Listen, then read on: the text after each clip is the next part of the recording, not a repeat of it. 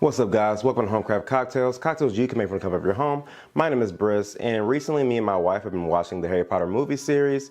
The first couple movies are regarded as Christmas movies somewhat, so that's what urged us to watch it. She has never really watched the movie series growing up, whereas I read all the books, I've seen all the movies, so it's been a nice nostalgic trip for me. But as any Harry Potter fan knows, one of the most classic, well-known concoctions or beverages in the Harry Potter series is the butterbeer. So that will be this week's episode. Making butterbeer is actually very easy. It's only composed of about 3 ingredients, all of which are relatively easy to find in the grocery store. And keep in mind, there are various ways to make this drink as well. So this is not the end-all be-all way to make this. There are different variations that you can find online. So just to give a little bit of background about the drink, the butterbeer was first mentioned in Harry Potter and the Prisoner of Azkaban, which is the 3rd book in the series, and it is mainly served at the Hogshead Inn, the 3 Broomsticks Inn, and the Leaky Cauldron. So with that out of the way, let's get down to actually making the drink.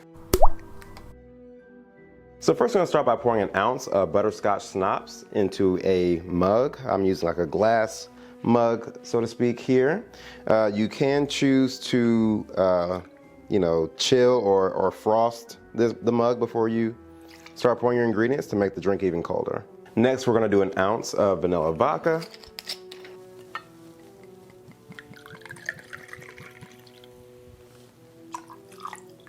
Then we're going to do 6 ounces of cold cream soda. I'm using Boylan Bottling Company. I looked it up, and this is one of the more well-known, more popular cream sodas, and it is very good. It uses pure cane sugar as well. So,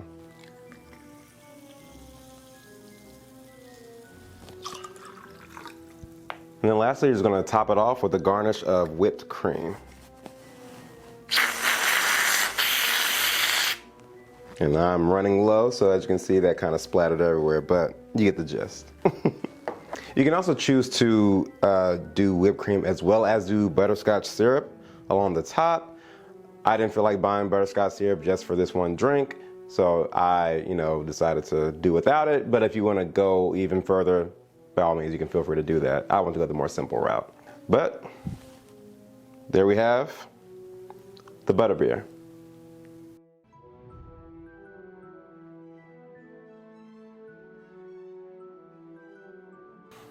And now that we have our drink, let's give it a taste. Got a little bit.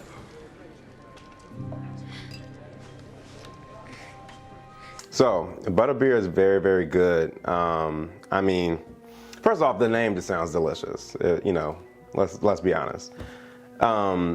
With the ingredients, you have butterscotch, vanilla, whipped cream, just a very good blend of more sweet flavors.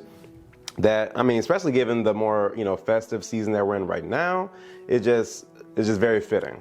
As far as the aesthetic of the drink goes, it just looks, very good. You have the fizziness from the cream soda, the whipped cream topping, and it would even look better if I, used the drizzle of butterscotch schnapps syrup on top. But, yeah, it looks amazing. And it tastes just as good as it looks. I will say, so the recipe I was following didn't necessarily call for ice to be used, but I would honestly consider putting ice in this and giving it a stir, just to make it even colder. It probably didn't use ice because, people don't usually drink beer with ice in it, so that might be why, but from a taste standpoint, I think it would be better colder, so. And with us being in December, we are right around the corner from January. So for those of you that are participating in Dry January, or if you have a kid that is a major Harry Potter fan and would like to try this drink, the non-alcoholic version of this drink is very doable. All you need to do is swap out the vanilla vodka and the butterscotch schnapps in place of a dash of vanilla extract as well as a dash of butter extract. With that being said, guys, thank you for watching this week's episode, and I'll catch you next week for the next round. Peace.